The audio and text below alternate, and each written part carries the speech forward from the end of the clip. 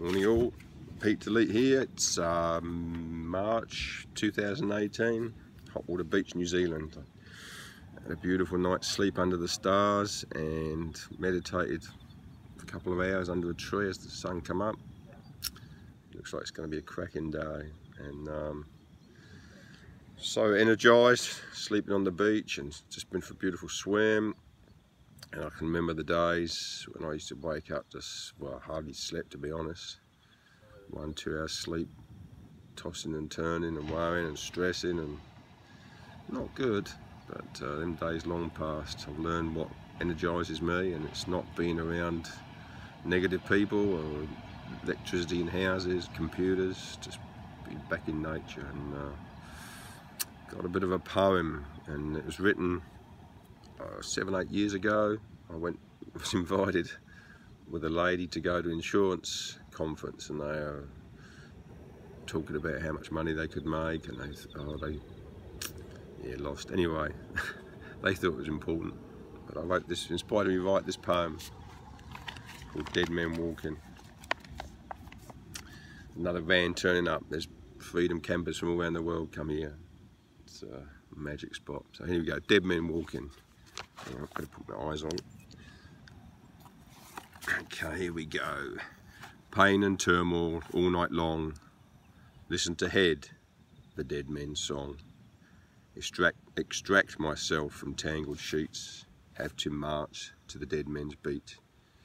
Into the shower to wash away the dread of upcoming dead men's day.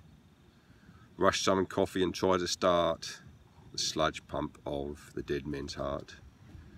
Prepare myself to conform. I don my dead men's uniform. Suit and tie in dark grey. This simply is the dead men's way. Onto the street, no time for talking. I join the other dead men walking. To the station, to the train. Perfect scenario to switch off the dead men's brain. Through revolving doors into a different dimension, the place I'm stuck till I collect my pension. Across polished floor, I'll see me tired much later. I enter dead men's elevator. Except it does not serve to elevate as I exit on to dead floor 8. My will to live no longer exists. Hand on handle, the final twist. Into my office and computer station to play my part in this dead nation. We talk of TV the previous night as I settle in to my dead men's plight. Sit at desk a front computer screen, I drift off to my dead men's dream. Of flowing waters and swaying corn, computer wakes me back to dead men's porn. After what seems an eternity, from dead office I am set free. Burying my head in yesterday's news, I shuffle home past dead men's mews. To see my children with arms outstretched, like all others wish money from this dead wretch. Try to get my wife to talk, cold heart, cold feet, dead woman's walk. For there's no warmth in dead feet, vicariously living through Coronation Street. So I go out for a drink to hear what other dead men think, about blaming their own wives for all the misery in their lives. When I can stand no more of bullshit said, I stagger home to dead men's bed. With spinning head I try to sleep, pain, anxiety, the dead men's weep. Whatever happened to my life that was, die again tomorrow, just because. So yeah, it's date I'm off on a road trip, off down to New Plymouth, where place my poetry career started. I was pretty lost everything in the material world, and I was living in a tent.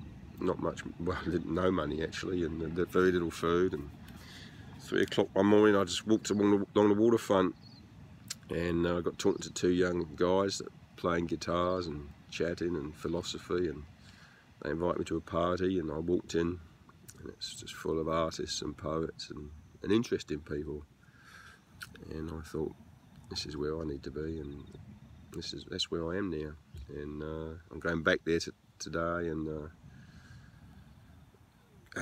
yeah, we go down the road of publishing a book that I wrote 8 years ago, and I was about to get it published, and I was quite excited about that because I'd been through a bit.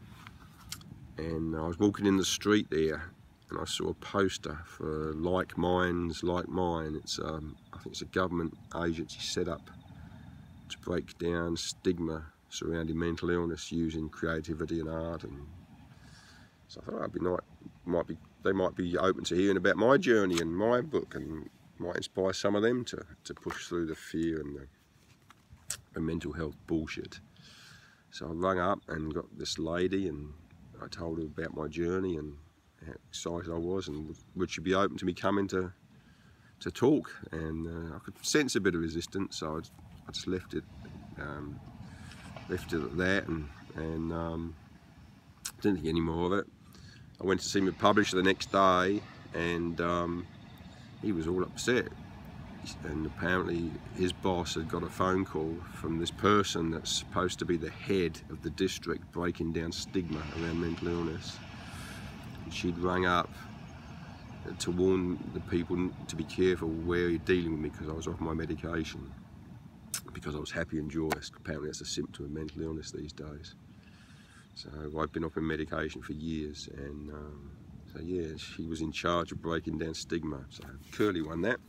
So anyway, I'm going to go down, get the book published, and others I've written, and I'll be reading from them to you soon, I hope. Have a great day, because I know I'm going to see by it.